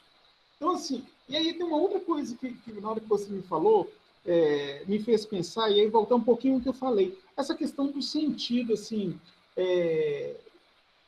voltando para a sala de aula, aí você falou da Bel, falou de outros, como que determinadas situações que são do cotidiano podem fazer sentido? Porque se eu envolvo, né, que não foi essa questão aí, mas se eu foi entre aspas, porque envolveu a pergunta dos alunos, mas eu queria dizer na produção. Se eu envolvo na escola da educação básica, né, envolvo os alunos da educação básica na produção de um podcast, a partir da própria realidade, aquilo faz sentido para eles. Né? Vamos falar aí da Bel, mas vamos falar da Bel em diálogo com a realidade da cidade de Ouro Preto e Mariana, por exemplo. Eu quero trazer essa discussão. Né? Vamos falar de racismo estrutural, vamos falar de identidade, vamos falar de invisibilidades, a partir da realidade da escola onde eu estou inserido. Né? Como que esses sujeitos, né, quanto essas pessoas, cidadãos negros, indígenas, estão representados, que lugares eles ocupam. Né? E eu sempre penso o seguinte, quando a gente constrói junto, isso é parte minha. Né? É parte da minha construção, é parte do meu projeto. Na hora que isso vai ao ar, eu vou ter o maior prazer de divulgar isso para todo mundo, inclusive, porque isso vai fazer sentido, né? E aí, pensando assim, no nosso lugar enquanto educadores, enquanto professores, né? Eu tenho que falar e pronto, ou o que eu falo, ou o que eu compartilho, o que eu provoco, o que eu medio, tem que fazer sentido para quem me ouve. Né? Pensando a comunicação, inclusive. Né? Porque a comunicação não é eu falo, você escuta e pronto. Não é isso. A gente sabe. E Paulo Freire está aí também, inclusive, para nos ajudar a pensar sobre isso. Né? Mas pensar nessa produção que eu vou fazer multimodal, multimediática, a partir dos multiletramentos, a partir da pedagogia da comunicação, como que tudo isso se insere numa rede de sentidos, numa lógica de sentidos. Aonde que eu quero chegar com isso? Uma coisa que eu não falei lá atrás é sempre a gente pensar o público, né? Quem é esse público, né? E o que eu tenho para acrescentar para esse público? E por que esse público vai se envolver com o meu podcast, né? Para além dos produtores. Mas é muito legal essa iniciativa, né? Porque, assim, o podcast pode ser feito de diferentes formas, diferentes maneiras, para diferentes situações. E o legal é se ele for divertido para todo mundo, se ele for prazeroso, se ele acrescentar. Né? Porque quem faz podcast, quem faz rádio, quem faz comunicação midiática, inclusive, quer ser ouvido, quer ser visto. Né? Senão não faz sentido. Né? Não é? Então, aí nesse sentido, a Ju, ela trabalhou todas as orientações dela em podcast, sabe? Então, até mesmo a apresentação da unidade, né? O que seria trabalhado, a forma que seria, todas as orientações que ela passou foram todas pelo podcast, né? Aí eu vou mandar para vocês a pasta aqui agora. Vai parecer que eu tô entrando novamente, que eu tô entrando com o computador aqui. Vou mandar para vocês o link do Drive. Aí quem puder, quem quiser dar uma olhadinha lá, vocês vão ver que vão ter episódios de orientação e os episódios dos autores, né? Uhum. E- Eu queria só aproveitar, Gabriel, eu compartilhei aqui para cima, não sei se todo mundo viu, lá na rádio a gente tem construído uma relação de incentivo para que os professores e estudantes também produzam conteúdo. Que isso não fique só na mão dos comunicólogos, até mesmo porque a gente não tem equipe para isso. E a universidade, como ela é muito plural, muito rica, muito viva, né, tem uma série de coisas de temas que podem ser explorados, né, seja no rádio, seja para o podcast. A gente está com um edital aberto, vou até compartilhar ele aqui de novo, chama edital de fluxo contínuo. Qual que é a ideia? A gente construiu alguns parâmetros daquilo que a gente gostaria de veicular na emissora e abre espaço, então, para que quem for produzir podcast de forma exclusiva para a rádio, a gente vai dar não um suporte financeiro, porque a gente tem dinheiro para isso. A gente, o governo, né, não nos dá uma rúbrica para isso, né? Nem a própria universidade. Mas a gente apresenta lá todo o nosso parâmetro de produção de podcast para veicular isso tanto na rádio, né? Ele pode ser veiculado no rádio e pode ser veiculado também no canal que chama UFOPcast, que é o canal da UFOP, né, de podcast. Então, assim, é uma forma também da gente incentivar quem está produzindo podcast a ter seu material divulgado também no rádio. Para quem está produzindo, para quem quer concorrer a prêmio, para quem quer ter experiência, quer dizer, ter o seu material selecionado por um edital também é uma coisa que pode acrescentar, dependendo da expectativa que as pessoas têm sobre aquilo, né? Então, fica aí como sugestão para vocês. Eu já vi que sua pastinha, eu vou pedir aqui para acessar. Gente, mais alguém? Gabriel, muito obrigado. Não, Mais alguém quer falar alguma coisa, quer acrescentar? Aqui no meu relógio faltam 9 minutos para o nosso horário.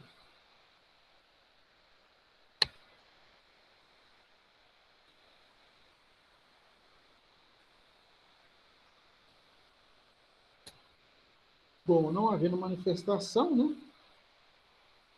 Eu agradeço imensamente a presença de vocês, né? A paciência. Espero que, de alguma forma, tenha contribuído, né?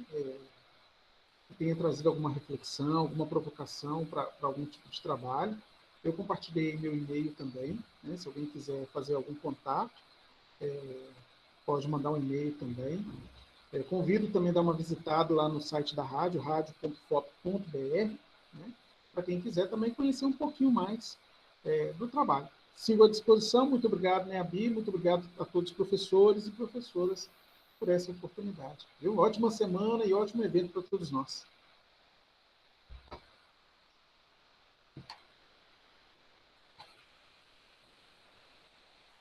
Posso explicar sim, Thelma, claro. Posso explicar sim. O edital é o seguinte, ele vai ter um fluxo contínuo, né? Ele começa, nós começamos o processo de inscrição todo dia, entre o primeiro e o dia 10 de cada mês, tá? Os 10 primeiros dias corridos, né? Não dias letivos, tá? Úteis, aliás, melhor dizendo. Então, a gente começa agora um recebimento em janeiro, né? E aí a gente tem fevereiro e março para fazer análise de propostas.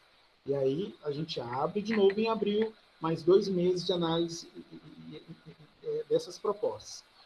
Nós não temos, como eu disse, nós não temos recurso para investir com esses produtores. O que a gente está se propondo dentro da UFOP, existem pessoas que têm interesse, por exemplo, de produzir podcasts, né? E que estão produzindo podcasts.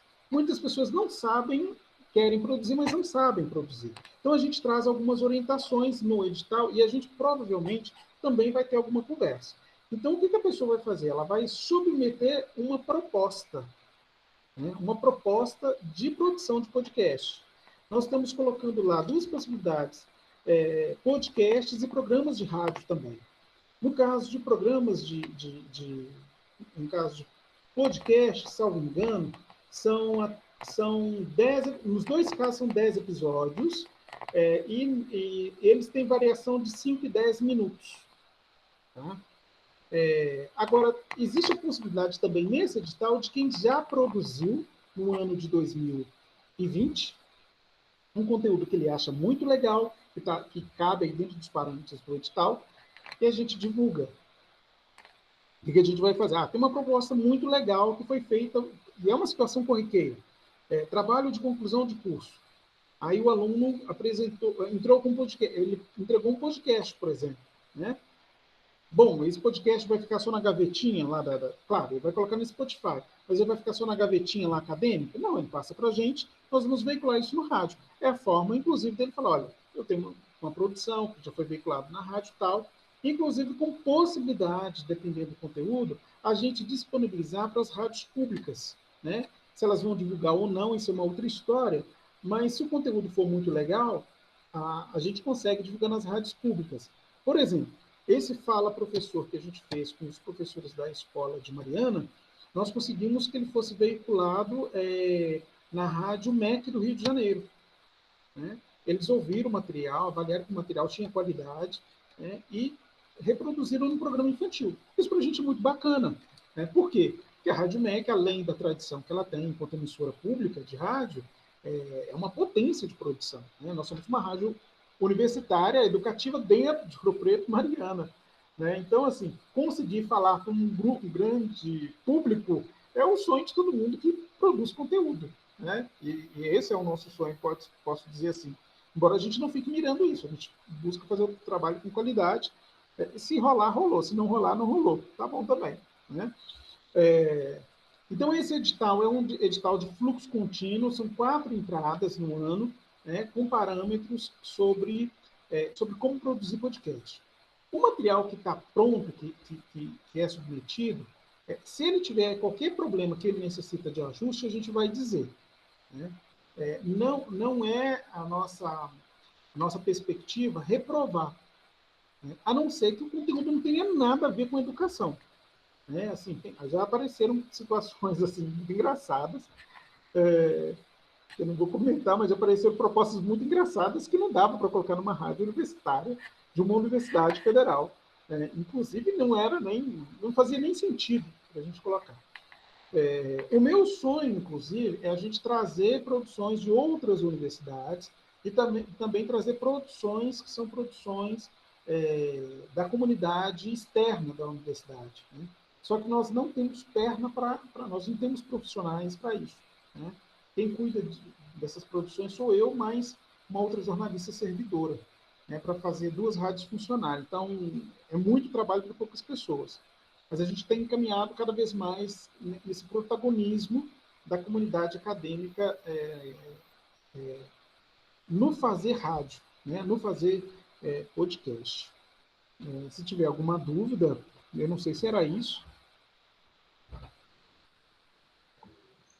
Eu tenho sim, mas não sei porque eu tenho uma reunião daqui a pouco.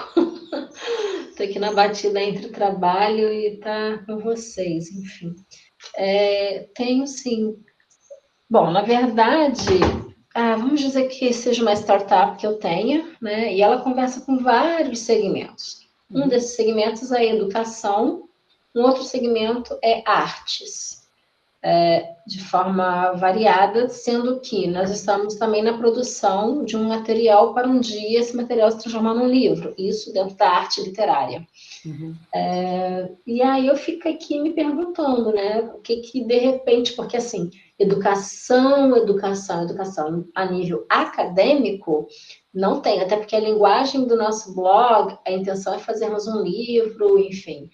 Vamos estar conversando com todas as áreas que temos hoje em dia, bem-estar, moda, alimentação, diversos tipos de arte, enfim, vai ser um recorte, assim, né? Tudo alinhavado com o bem-estar. Aí, se você perguntar, o que eles têm em comum? Bem-estar. Bem-estar, assim, um bem viver, uma vida de maior equilíbrio, né? Enfim, e nisso a gente inclui a cidadania, né? O exercício da cidadania mais plena, informação, aí vamos, né? Enfim.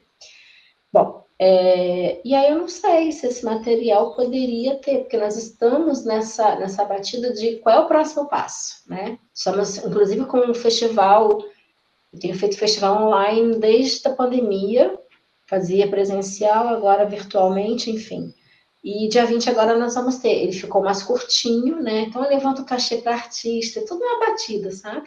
E eu não sei se isso se encaixa ou não. Então acho que é mais um papo, de repente, por e-mail, a gente conversar um pouco, trocar, ver se tem alguma coisa a ver, né? De repente eu posso ter algum artista dessa galerinha aí, nossa, que está produzindo texto. E a gente tem de tudo, a gente tem contação, a gente tem narrativa, tem poesia, enfim. E aí, não sei. Eu acho que talvez, como você está com um pouquinho de tempo, pouco tempo, aliás, Sim, talvez merecia a gente conversar um pouquinho mais para eu tentar entender um pouco mais. Mas, assim, tem uma coisa que é legal, que hoje, vou falar assim hoje, mas não é de hoje, está fazendo sucesso, mas não é esse sucesso imediato, mas como um propósito, como linguagem, que é a narrativa transmídia. Te sugiro fazer uma pesquisa sobre isso, porque dependendo aí do conteúdo que vocês estão gerando, que vocês querem gerar, pode ser que o podcast seja mais um produto a ser disponibilizado a partir da perspectiva da narrativa transmídia, né? A narrativa transmídia, ele tem esse tema vamos dizer assim, que ele é único, mas que ele vai sendo explorado a partir de outras linguagens midiáticas e de forma isolada. O sujeito compreende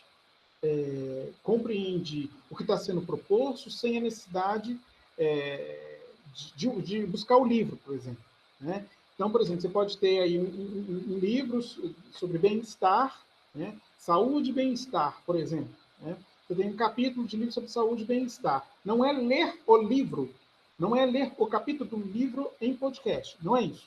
Mas o livro ele se torna uma mídia base, uma mídia mãe, e aquele tema ele vai ser explorado a partir de uma perspectiva sonora. Qual que é a perspectiva que poderia ser adotada? Uma entrevista. Que não é exatamente a mesma coisa que está escrito lá no livro, no capítulo de livro, né? Mas, ao ouvir o podcast, eu tenho a clareza do que está sendo tratado, e se eu quiser ler o livro, o capítulo de livro, eu vou ter clareza também daquela mídia sobre o que está sendo tratado, né? Então, é sempre parte de uma mídia mais uma, de pelo menos mais uma, né? pode ser aí um material enriquecedor, né? Ele é multimodal, passa a ser multimodal, né? Então, assim, uma produção de conteúdo multimodal que também tem uma linguagem transmídia. A gente pode conversar, né? Eu acho que você deve ter anotado meu e-mail aí, e a gente pode trocar alguma figurinha aí, se você quiser. Tá bom?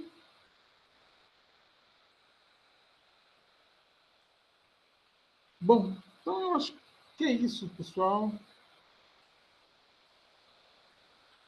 Tá bom. Me passa aí, então,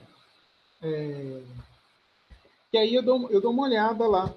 Mas eu vou te pedir para você me provocar por e-mail, tá? Vou deixar aqui até o meu pessoal.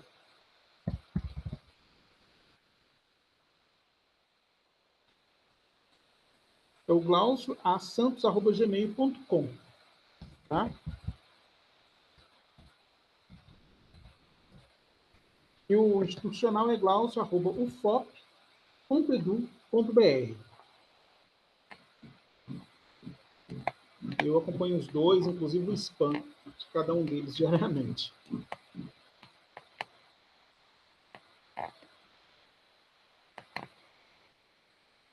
E a gente, então, tá bom. Beleza, Thelma. Um grande abraço, um prazer. Eu vou ficando por aqui, então. Agradeço a vocês, mais uma vez, né, pela presença, pelo carinho, pela atenção, né, e continuo à disposição. Minha Bia, grande abraço, vida longa para todos vocês e saúde e paz para todos nós, hein? Até mais.